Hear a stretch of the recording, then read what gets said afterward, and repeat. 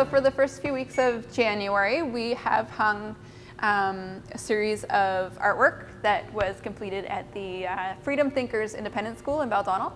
And so our gallery coordinator, Lisa, went to the school in the fall, and she went through an exercise with the students. It's called the Exquisite Corpse. So after a presentation on surrealism and contemporary art, Lisa led them through the exercise. And so the page was folded into three, and one student completed a head, the next student completed a torso, and then it was passed again, and another student completed the legs, or the bottom of the page. And so what we have is a bunch of these interesting characters that are really eclectic, and the children were encouraged to just complete their section without worrying about what the end result would look like, and really just to kind of let the creativity flow and get their ideas on the page. So,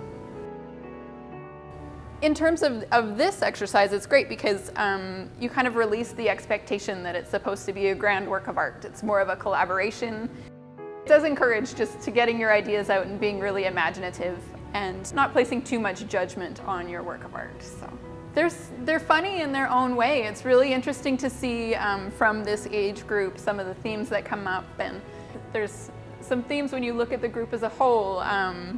You know, there's like muscles and working out and tattoos, kind of this macho theme kind of coming out, and then you can almost see maybe who is sitting beside each other at a table.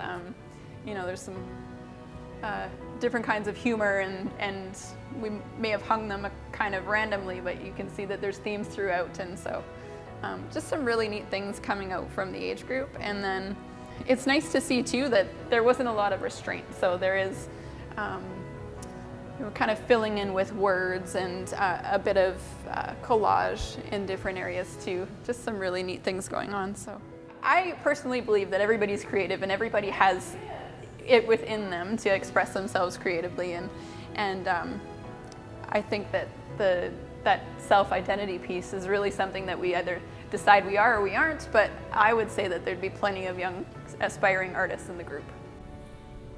I was fortunate enough to be invited by Lorna Penner, who works at Freedom Thinkers Education in Baldonnel, to come in to speak to their students in grades 4 to 9 about modern art.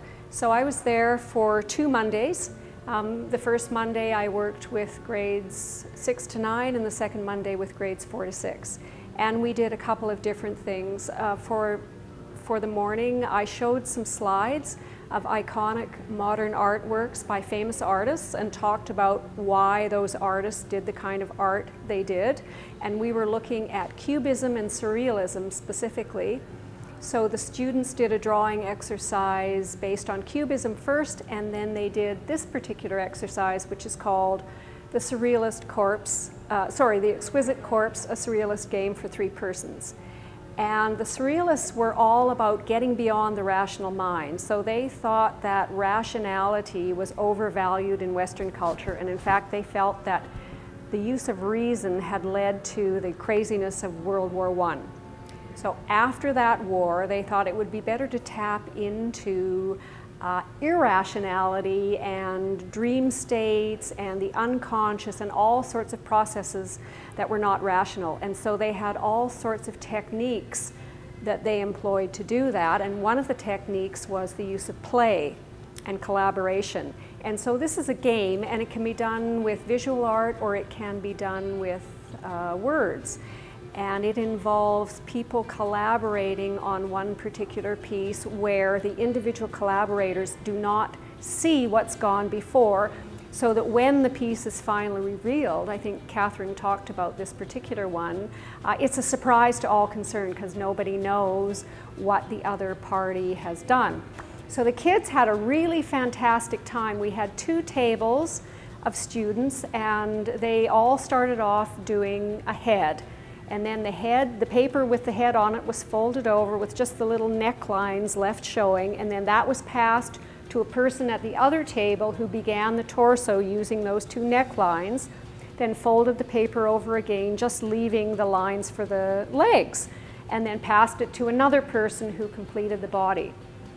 So it was really, really fantastic, actually, and they really loved it. They were super engaged in it. It was a lot of fun. And they were told to be as wild and crazy and weird as possible. Like the weirder the better when it comes to this sort of thing. And the idea here is that play is a way of generating creativity to kind of get beyond the blocks of the critical mind and so on. And it really works. I've done this exercise with lots of different people, and it's really super.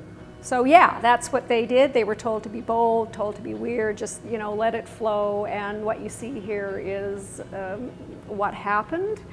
And then these collage bits and some of the text were added as embellishments later on. Each individual piece was given back to the person who did the head. And that person then was able to embellish it however he or she pleased. But just for simplicity, for finishing it with the collage, then each person who had done the head finished or added on to the rest of it. Well, they had a lot of questions, but they were very open to this idea of modern art and being adventurous and being avant-garde and being different.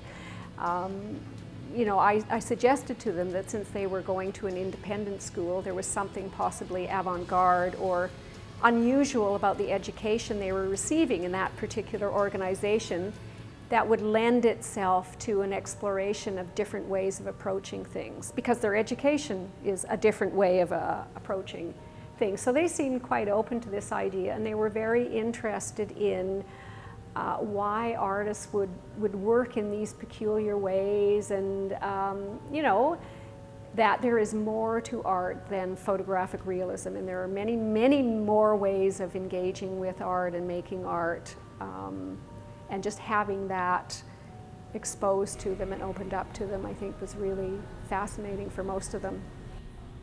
For me, it was just fantastic, because once they finished the actual drawing, then all the pieces were put up in the school itself first, and the kids were running around and they were pointing out, oh, I did that, and they were showing their friends what they'd done, and they were laughing, and it was all quite hilarious. We got a lot of fun and real charge out of doing it.